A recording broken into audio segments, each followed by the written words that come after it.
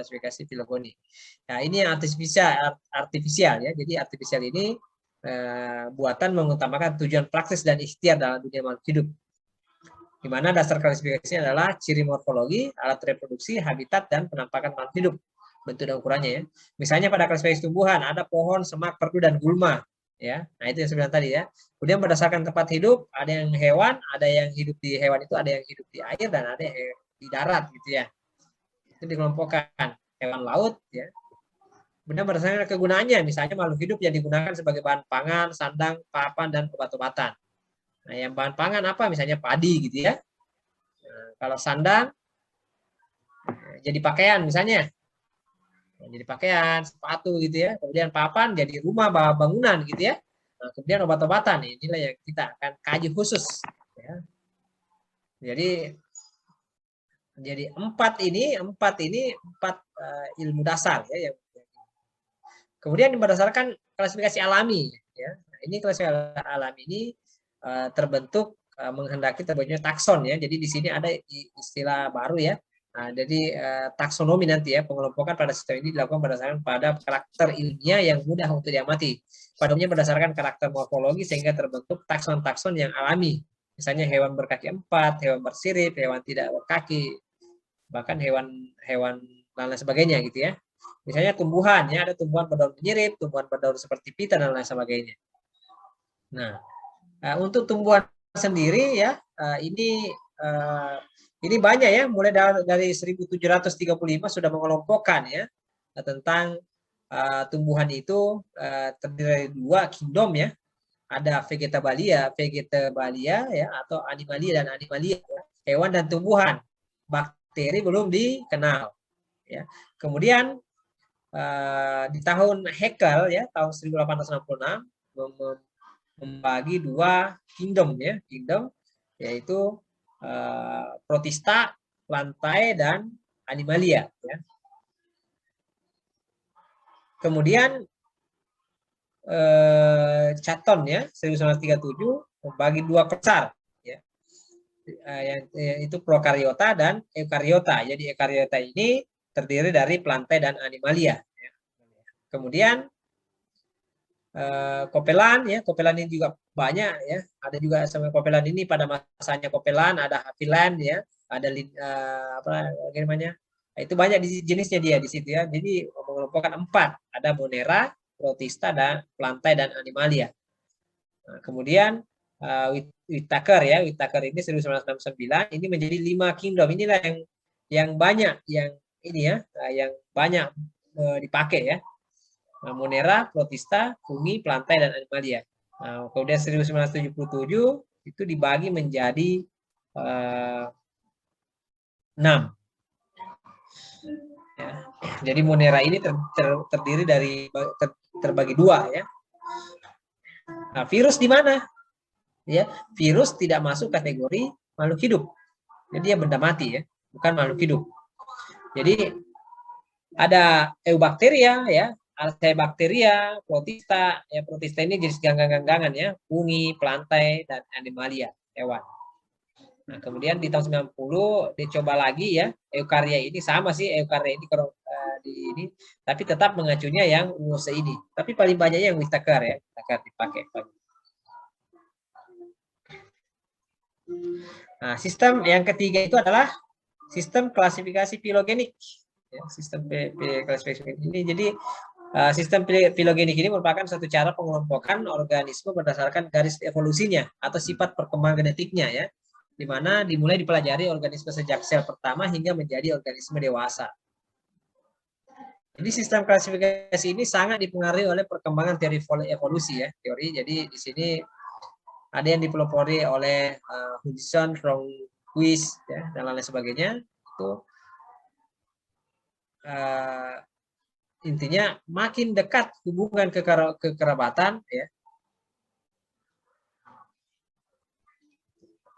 Ya. Semakin dekat hubungan kekerabatan, maka semakin banyak persamaan morfologi atau antar takson.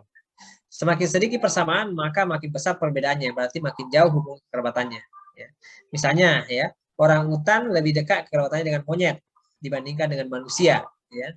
Hal ini didasarkan pada tes biokimia setelah ilmu pengetahuan berkembang pesat, terutama ilmu pengetahuan tentang kromosom, DNA, dan susunan protein organisme. Nah, disinilah ketahuan ya bahwa kalau dulu kan sebelum klasifikasi filogenik ini, monyet itu selalu dianggap paling dekat dengan manusia, gitu ya, paling dekat. Pas setelah filogenik ini berkembang berdasarkan tes DNA, ternyata DNA-nya jauh ya, sangat jauh manusia dengan monyet, orang hutan gitu ya, gorila dan lain sebagainya, meskipun mirip. Dan justru yang aneh, yang jadi temuan menarik adalah justru babi yang paling dekat, ya, babi paling dekat DNA-nya dengan manusia. Ya, justru babi yang paling makanya babi itu dari aspek ya, dari aspek medis ya, itu banyak manfaatnya. Dari aspek medis ya, banyak manfaatnya. Kenapa? Di dalam Islam ya, mohon maaf ya, yang ini saya sedikit ya. Dalam Islam itu jadi haram, tidak boleh dimakan.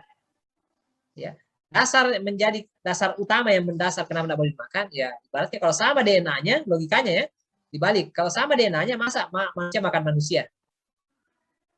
Ya, itu. Kemudian yang kedua, dari aspek artinya dimanfaatkan ya. Jadi kalau pangan tidak bagus lagi, tidak lagi karena banyak parasitnya. Ya, tapi tergantung ya. Makanya semua sel babi itu bisa digunakan untuk memulihkan kesehatan manusia. Bisa.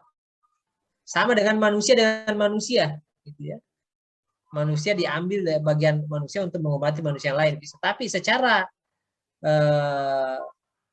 agama ya itu tidak bisa manusia dengan manusia. Nah, itu pertimbangannya kenapa ini ya, kenapa. Dan kalau di Islam itu ya ada beberapa agama, tapi ada juga yang tidak ini ya, tapi bukan masalah perbedaan itu, bukan, tidak ada hubungannya dengan itu, tapi cuma berdasarkan pengetahuan memang justru kedekatannya ya, justru itu ya yang ada yang mengatakan bahwa padahal kan binatang diciptakan dari air gitu ya, tidak mungkin sama gitu. Manusia diciptakan dari tanah. Nah, ternyata binatang banyak jenisnya, banyak, tidak hanya dari tanah. Jadi sorry, yang diciptakan dari tanah, binatang yang diciptakan dari tanah itu yang tidak boleh dikonsumsi, tidak boleh dimakan. Itu ini kan karena dekat. Nah, salah satunya adalah ya mungkin babi ya. Babi ternyata DNA-nya ini saya hubungkan saja ya, kenapa Islam kan dilarang gitu ya, tidak boleh. Nah, logikanya kan manusia makan manusia gitu ya, karena DNA-nya mirip. Apakah monyet boleh dimakan gitu ya? Nah, kita ada lagi persyaratan lain, tidak boleh, ada yang berkuku ya, bertajam, tidak diizinkan gitu ya. Kemudian bagaimana dengan buaya gitu ya? Buaya ini bukan masalah haram, kita tidak usah dibahas jauh kalau buaya gitu ya. Buaya itu bukan masalah hal haramnya gitu ya, tapi kalau kita mau tangkap buaya, kita berebutan. Apakah dia makan kita atau kita menangkap dia gitu ya. Itu intinya, makanya lebih menghindar ya. Jadi mudaratnya lebih besar dengan ininya. Nah, bukan berarti saya suruh makan buaya gitu ya, bukan. Tapi itu ininya. Artinya apa? Genetiknya jauh. Bagaimana dengan mitos bahwa ada yang katanya ya, saudara kembarnya buaya gitu ya. Pernah dengar ya? Pernah dengar istilah begitu ya? Itu semuanya dari segi filogenik itu tidak ada hubungannya. Karena berbeda gitu ya. Itu cuma mitos saja. Oh, ada kembarnya ini jadi buaya gitu ya, atau ini jadi katanya jadi buaya. Saya walau-walam ya, tapi saya di kalangan keluarga saya juga banyak beranggapan begitu. Tapi semuanya tidak ada. Itu mitos. Kalau dari segi filogeni, kalau yang lain walau-walam ya, dari segi ini kenapa? Karena ada aspek tentang bagaimana dengan kedekatan bentuk kromosom, DNA ya, dan susunan protein organisme itu yang kalau itu dilihat itu tidak ada karena jauh. Ya, yang paling dekat itu kita adalah hanya manusia. Makanya semenjak ini semenjak apa tadi? Semenjak di sini ya. Nah, di sini ya. Di sini eukarya ini, animalia ini terbagi dua lagi. Hewan dan manusia. Ya. Hewan dan manusia itu berbeda. Kalau di sini kan masih digabung tuh. ya, hewan dan manusia. Karena ternyata setelah filogeni itu sudah berbeda, bahwa ternyata kita tidak sama dengan yang paling dekat itu hanya babi.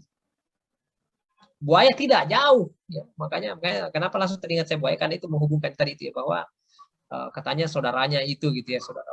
Ya, kalau buaya darat mungkin gitu ya, itu karena hanya istilah gitu ya. Nah, tapi kalau buaya ini ya buaya yang krokodil gitu ya, itu tidak ada hubungannya dengan alur gen. Justru mereka dekat dengan cicak gitu ya. Dekat. Toke itu lebih dekat. Karena memang begitu modelnya kan. Mereka lebih dekat ular. Apalagi ya yang pokoknya jenis ikan. Mereka lebih dekat dibandingkan dengan manusia. Tapi kenapa bisa saudara gitu ya? Sejak kapan gitu? Yang bisa dijadikan saudara itu kalau dari filogeni ya, ya palingan babi. Tapi kan tidak mau juga, masa saudaranya babi gitu ya. Nah, tapi maksudnya dari segi filogeni ya, nah, ini menarik pengklasifikasian berdasarkan ini. Itu mungkin dasar tentang bagaimana mengklasifikasikan makhluk hidup ya. Bukan. Saya tidak sebutkan satu persatu contoh makhluk hidupnya, banyak saya kira bisa di sudah. Selanjutnya sistem tata nama, ini yang penting ya. Bagaimana sistem tata nama. Jadi kita pada umumnya itu sistem tata nama itu dilakukan dengan sistem tata nama ganda ya, atau disebut binomial nomenklatur ya. Nah, dari sistem nama ganda ini nanti di farmakologi belajar tentang natural signature ya. Dari nomenklatur ini natural signature dari bentuk daunnya itu bisa diketahui khasiatnya. Nah, di tata nama ini sudah mulai dikembangkan ya di sejak 1707 sampai 1778. Yang pertama kali menyusun ini adalah namanya Carolus Linnaeus ya. Makanya selalu banyak tumbuhan itu lin belakangnya. Lin, berarti artinya tumbuhannya Linnaeus ini, pemberian namanya Linnaeus. Kalau besok-besok saya temukan tumbuhan di hutan, saya tambah di belakangnya Ahmad misalnya kan. Kalau narsis gitu ya. Masa tumbuhannya, berarti saudara dong dengan itu gitu ya. Saya tidak mau gitu kan ya, seperti itu. Tapi orang barat pada dasarnya suka dengan pemberian namanya, supaya tujuannya mereka satu dikenang, mereka dikenang bahwa dia menentukan. Jadi seorang ilmuwan Swedia yang meneliti tentang tata cara penamaan dan identifikasi organisme. Dan inilah yang diakui di ilmu pengetahuan di dunia ya, bahwa kemudian dia membuat aturan ya. Yang pertama itu ya, nama spesies itu terdiri dari dua kata. Ya. Kata pertama adalah nama genus dan kata kedua adalah penunjuk spesies. Jadi kalau saya tanya, kenapa namanya misalnya jagung, namanya semais, apa artinya itu semais? Ya. Berarti dari genus. Ya, nanti dijelaskan genus itu apa, ciri-cirinya genus bagaimana, itu diuraikan kan. Mais itu apa, ciri khasnya mais itu apa. Yang pertama, pada saat usia dia misalnya berambut, gitu ya, berbunga, berambut, kemudian ada menghasilkan biji, gitu ya. Bijinya apa? Bedanya dengan padi, biji-bijian padi ya, jadi bijinya bulat besar, gitu. Seperti itu ya, itu mais. Itu nanti, tapi itu orang biologi belajarnya sedikit satu persatu seperti itu ya. Tapi kalau kita umum ya seperti itu. Kemudian tanda yang kedua adalah kata pertama diawali dengan huruf besar dan kata kedua diawali dengan huruf kecil. Ya, ingat ini syaratnya menulis. Jadi bagaimana sistem tata nama ini saja tiga. Kemudian yang ketiga menggunakan bahasa Latin, bukan bahasa Indonesia. Kenapa menggunakan bahasa Latin? Bahasa Latin adalah bahasa mati, artinya tidak mengalami pelebaran arti ya. Kalau Indonesia itu kan berkembang terus artinya ya. Misalnya contoh sekarang apa yang ada yang mengalami penyempitan makna, ada yang mengalami perluasan makna bahasa Indonesia ya. Makanya bahasa Inggris juga begitu. Ya. Nah, misalnya apa yang paling cepat berubah di Indonesia ya istilahnya ya. Dulu hostess misalnya ya, hostess ya, baru hostess baru jadi pelacur gitu ya, pelacur jadi pramuria ya, berubah lagi pramuria baru pelacur, baru PSK ya,